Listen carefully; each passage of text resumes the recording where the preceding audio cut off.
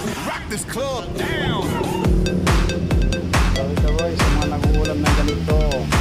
Ang bangon niya ay tuyo. Hindi kasi na ringin. Hindi kasi dyan.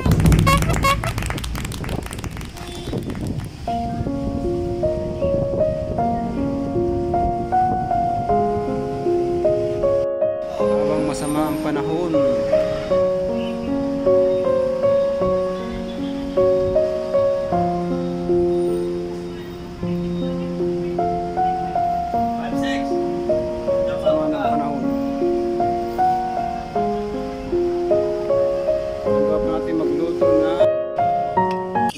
isang dilis.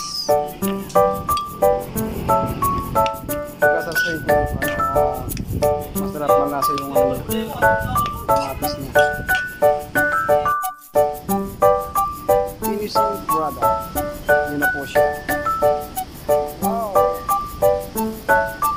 Kaway-kaway po sa mga kumakain ng ganitong ulam.